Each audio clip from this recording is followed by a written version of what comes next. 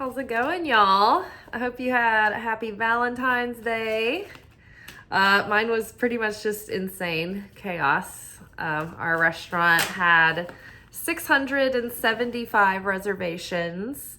We all had fairly large sections, and it was just like two top after two top after two top, and like in a sea of like black tablecloths, and like it wasn't our normal table setup. So it was so mentally exhausting trying to remember everyone looks the same, everyone comes in and sits at the same time. You're just like, what? So, and then there's just like so much, like the chef at the pass is like trying to get people to like run hot hands, like we're like typing things in like at the computer, like running over like to look at our drinks. It's just like things are dropping, things are like a glass rack, like the glass racks were stacked up so high that one fell off and like shattered. I mean, you could probably hear it from the space station. So yeah, I was exhausted after last night, and I went to have a drink, or three. And when I got home, it was so late, and I was just like, yeah, I'm done. Happy Valentine's to me. I'm not gonna make a video. And we're not going to catch up either. We're here for a romance oracle reading, but if you guys are interested in the alchemy message for the week, where we look at the week's process, like as we approach our spiritual lessons, like we unpack our process work, you can actually read the blog over at Instagram at you can find me there at Liz_Taylor_Magick, and you can see the post there and read it. But I just was like, I got over being sick, all of this chaos, so much more.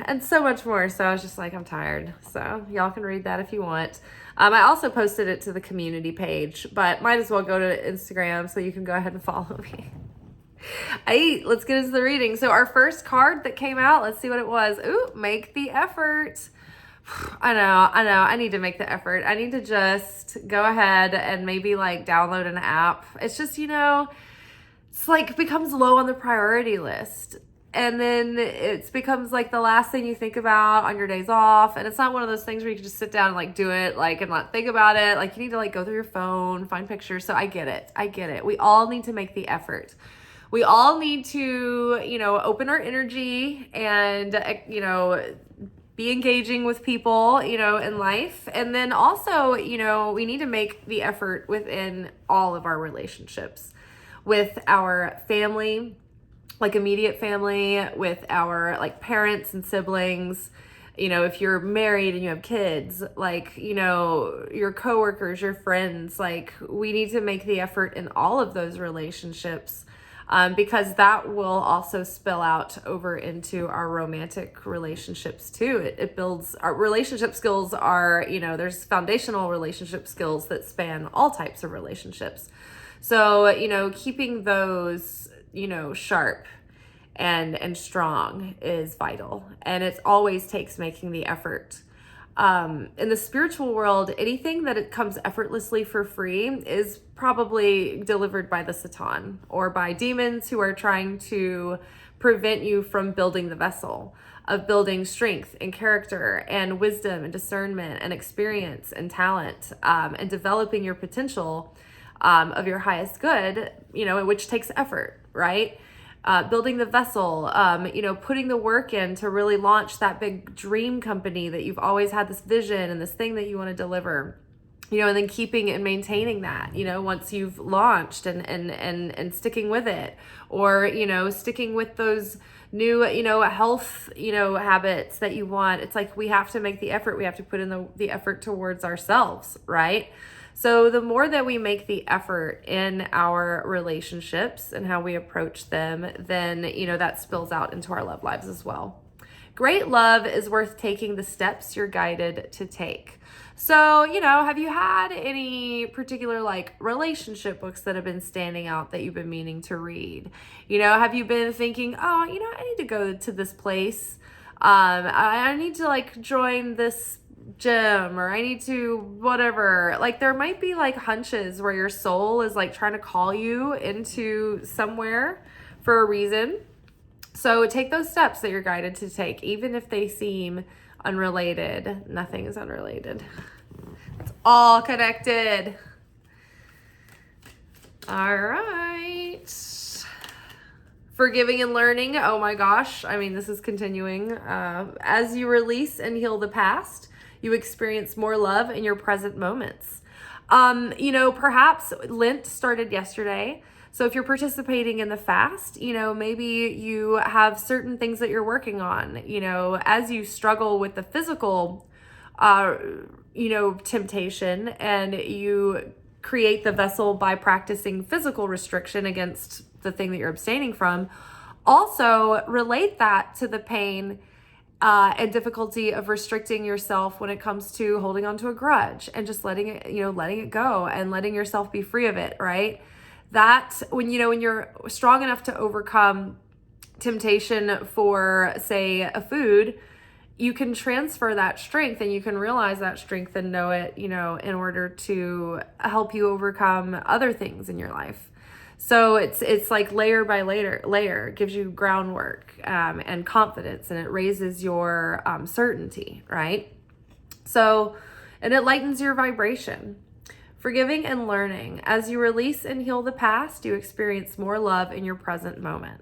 And I mean, it's hard to experience love in your present moment when you have resentment and hostility that you're carrying around. And when anything that happens has the weight of an entire history behind it, right? It's like there have been things that have been coming up that are really coming up so that we can finally purge unrealized grief, get it out of our system, and we can fully move forward. Like there was a lesson I learned in Kabbalah recently where we can't fully connect to the light of the Creator and the blessing of the Creator if we're not in a state of joy, if we're in sadness. Because the Holy Spirit, the Creator, Source, is not in sadness and is not in, is not fragmented or in despair, right? So in order to have affinity with the light and connect with our blessings, we need to have joy and gladness and thanksgiving, right? So it's hard to have that when you're carrying around a wound that just keeps festering because you can't leave it alone. So free yourself, try to ask in order to the steps in order to get to a place where you can pray and have your prayers heard and answered into that joy. The first step is to let yourself feel the feelings and purge them, and then observe the feelings without judgment. Just witness that you're having them, because many times it's like we want to feel seen, we want to be heard. And the first place that we need to feel heard and seen is by ourselves, right? And by the Creator. So it's like we're always trying to project it out onto others, but really we're never going to be satiated until we give that to ourselves first anyway. So it helps a lot to say things out loud, to talk to yourself out loud about how you feel. Talk to the Creator out loud about how you feel. But the more that you express it and cleanse the vessel and allow yourself to feel seen and witnessed and heard by you, then, it starts to shift your energy, and it starts taking away the intensity. And so the lighter you can get and the closer to joy, that starts building as well and compounding. So yes, let's see, what is our next card? Y'all might be able to tell how tired I still am from Thanksgiving, from Valentine's. Religious factors. Your love life is being influenced by your religious upbringing and spiritual path. So that is important to think about. I know now that I've narrowed down that I think I need to be with someone who has compatible beliefs at a core level, or is super open to mine and even interested. And because I've been in relationships before where we didn't have the same beliefs. And I've, been open-minded and open-hearted to have relationships with people that I didn't share the same spiritual beliefs with. But in the end, it ended up being not as fulfilling and not as satisfying because we couldn't share that together. And, it's like when you're making your decisions that aren't based in absolute logic all the time, or at least it doesn't look like it to other people, like that can cause like incompatibility sometimes.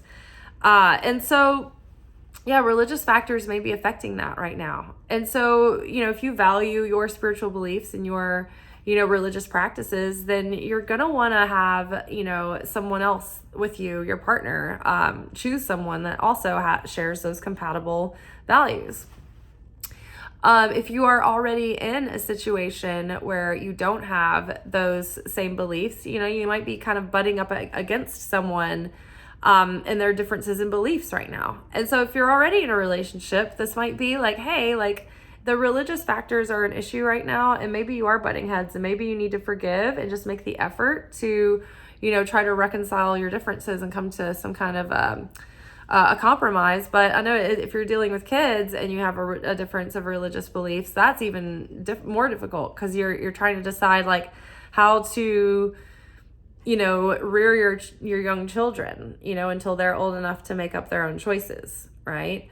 But I think that at least we can start at a base level of the core fruits of the spirit that are valued by all spiritual religions and, spirituality.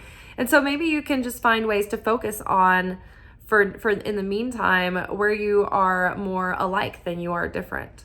We're all more alike than we are different in so many ways. If you are still single and you're looking for a partner, consider very carefully before you pursue a serious relationship with someone if you are not taking yourself or your values for like spiritual compatibility seriously enough. Really think about that and maybe hone your search and, your sort of vision to include that.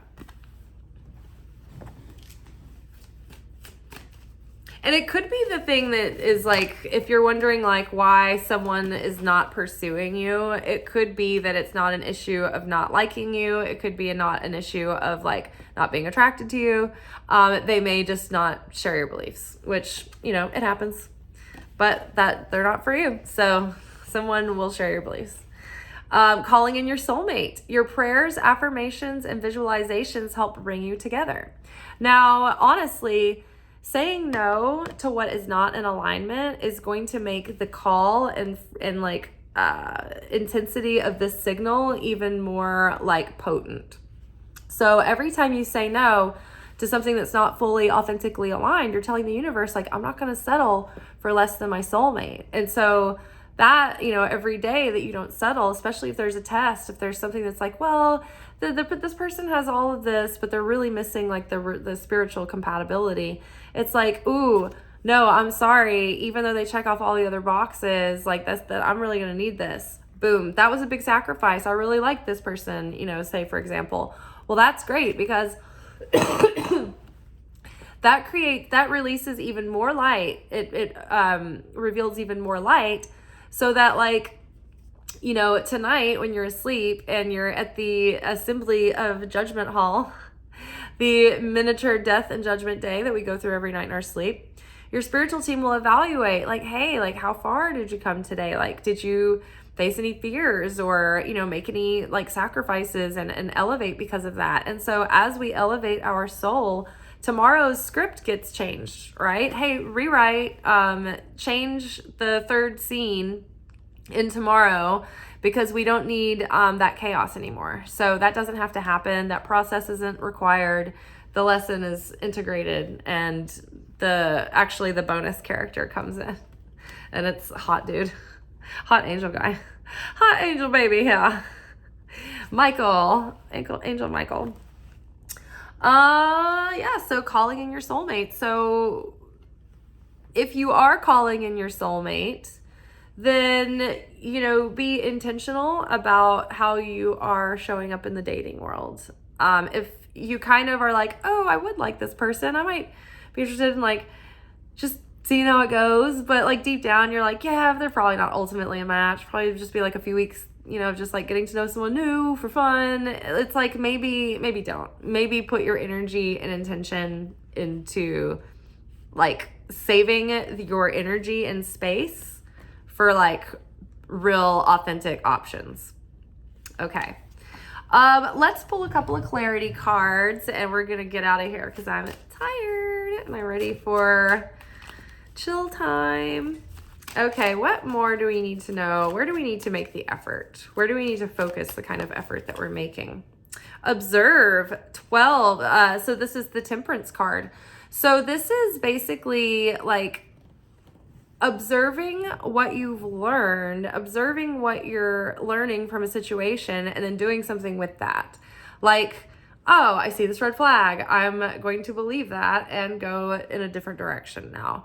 Or observe your own behavioral patterns, right? Observe yourself being reactive and decide to practice restriction, making the effort, and doing things differently instead of going back into a reactive response, into a destructive pattern, or just even an unconscious situation playing out that's not really your divine free will choice. It's, something getting into your ego and you're being reactive, right?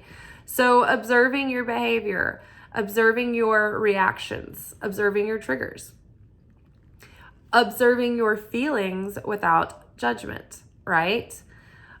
Taking it slow, getting to observe how things are playing out and not being so quick to jump in and just do something. And then, but like slowly discern.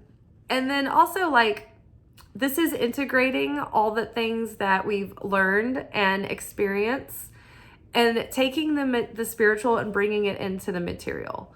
Like really like getting into those core wounds and doing the healing work and then starting to behave differently. And then, and raise your standards for yourself and expect,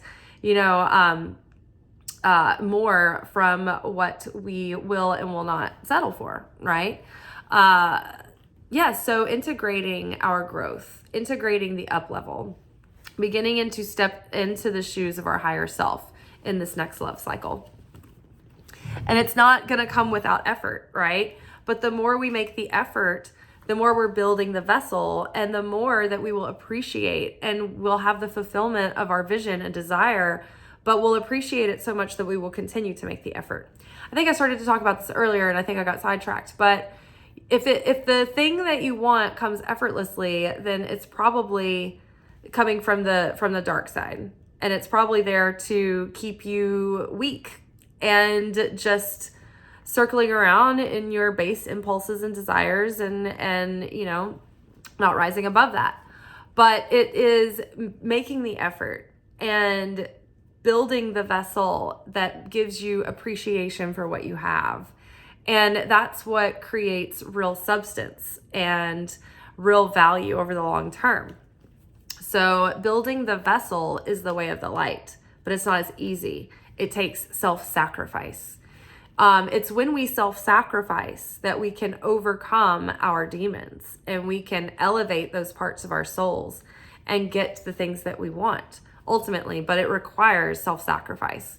If we take without earning, then we will pay in interest, and that interest will be chaos, pain, and suffering. Okay, what more do we need to know about forgiveness? Okay, crown chakra. So the more that we forgive, the more we will have divine inspiration and communication from source. The clearer and more open and direct our connection will be with source because we will be more fully aligning in an affinity with the light of the creator. So back to that conversation. Healing begins. So this is Six of Swords. So this is getting over a difficult period. This is getting over upheaval and conflict and argument, right? Or, maybe, getting over former relationships that were, damaging and maybe subtly or very abusive for you, right? So we're moving on past those difficult periods. And as part of this healing, we have to forgive and release because we have to cleanse ourselves of the toxicity. And then reaching out, this is 3 of Pentacles. So this is, getting together and collaborating with others. In the traditional tarot, the tarot of the psychic heart is created to reflect the stories about our relationships. But in the traditional tarot, the Three of Pentacles is like you're being recognized for your capabilities and your talents. So it's like someone being able to see all that you offer. Like first you understand all the things that you offer. You're building your relationship skills. You're learning how, to have better communication, better communicate your needs, set stronger and healthier boundaries. As you're forgiving and learning, it's like you're realizing all that you have to offer. And the more that you see your own worth and value, others will as well. And they'll value you and they'll be willing to make the investment. They'll be willing to make the commitment. They'll be willing to devote and show up and work together. And I mean, this is also a card about collaborations and creating something. So it's like wanting to build something with another person, and so it's like the more that you forgive, the more that will unblock your desire for something that's more meaningful and fulfilling, where you can now start building long-term relationships, building a life with someone instead of having to go through difficult relationship lessons over and over and over again when you have to keep starting over, right? That's difficult. So it's like first now we're focusing on, establishing that relationship and that security within ourselves and making that, so sturdy that it's like people, if they're in and out, they're not going to change our stability and our security, right? We need to establish that first. And then whoever's in your life is there because you enhance one another, not because you desperately need that person to survive, right? Or vice versa, because that only creates separation and resentment. So that is that. And then Two of Wands, spread your wings. So this is the beginning to feel ready to push yourself outside of your comfort zone. It's like making the effort. It's like, okay, if you have a fearful avoidancy or a dismissive avoidancy, then, when your heart starts opening up, it subconsciously is outside of what your subconscious is comfortable with. Even though consciously, in your waking consciousness, you may be very comfortable with it and want that. But on a subconscious level, your hard drive isn't used to that. So it's not comfortable with it. It's not in your comfort zone. So it's like now, the more that we forgive and the more that we heal our core wounds, it helps us reframe and rewrite our attachment styles. And that way we can leave the current comfort zone and expand beyond that, and be able to have deeper, more meaningful connections because we're reteaching our subconscious how to do that through our healing. All right, let's get some clarity on religious factors. How is that hurting or helping us? So dreams coming true. So hold out. There's someone out there that's just perfect for you and is going to be, your wish come true, but don't settle for something that's not compatible because you feel scared that the universe won't deliver. Just have hope in your heart that it will. Success and growth. We've got Eight of Wands. So this is forward progress, kind of quick movement and a lot of communication. So again, if you meet someone new and you start into this new relationship and it's very exciting and the momentum is going really, really super fast, try to pace it, try to slow it down just a little bit and let it develop over a long period of time. Because if you go fast, what happens is it's all mutual for 3 months. And then one person, usually it's the man, the masculine, will suddenly feel oh my gosh, everything snuck up on me so quickly. And, I've been having all this fun, but I haven't had any time to myself. And this has all happened so fast and I need to take a step back and I'm in panic. And you're thinking yeah, but you wanted it all this time. You were the one driving it forward, right? And it's that's because they don't know how to temper their impulses. And so someone has to be the person practicing restriction and slowing things down and letting things build and develop and sitting with the discomfort of wanting and not having, right? delaying gratification for long-term fulfillment in the end. So success and growth, good things might be changing quickly and suddenly. Lots of communication, but make sure to pace yourself if you really want to get your wish and keep it and have the fulfillment. Because also, when you build the vessel, you appreciate it more. And part of building the vessel in a relationship is having someone put the effort in and earn their time and the amount of space that they take up in your consciousness and in your time and resources. When it takes them longer to get there, they appreciate it more.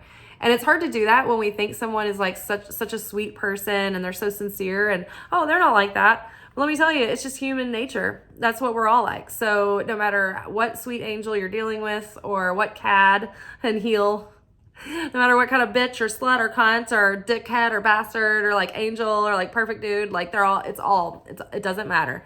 If someone puts the effort in over a long period of time, slow and steady, they will appreciate it more, appreciate you more, appreciate the relationship more than if it all happens so fast and we just dove in head first. And maybe even they go to the point where they get married and everything, but maybe they'll just be like not as like they won't make the effort in the relationship and they'll slack, because there's no reason to. Everything was just like given up front. So pace it. Even if it seems like it's going really well, it's going to go better if you just slow it down just a little bit. And here is the Empress. Exactly. So it's like you're the Empress, right? Set the pace. Be in that feminine power of receiving and of, being in a state of being, right? Empress has time that she tends to all of her kingdoms, and she has many kingdoms, and she also takes care of herself so that she's radiant and full of light and joy, and she's magnetic. And so you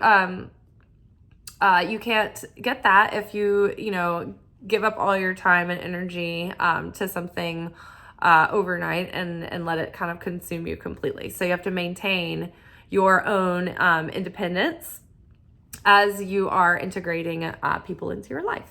So building the vessel. The Empress is a perfect balance of masculine and feminine energy in its mastered form integrated. The Empress is the combination of all four queens in the tarot deck. So she's the Queen of Wands, she's the Queen of Cups, she's the Queen of Pentacles, and she's the Queen of Swords. And she's the higher octave version of these. So just be advised. know who you're dealing with. Recognize. Okay. And soulmate.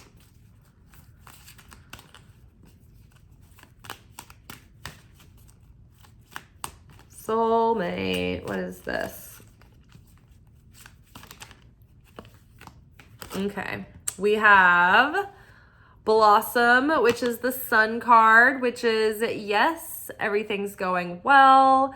Efforts have been, your efforts have been blessed. Things are coming into fruition, like a new, fresh rebirth awakening is coming. So yeah, things are really blossoming and they're coming into bloom.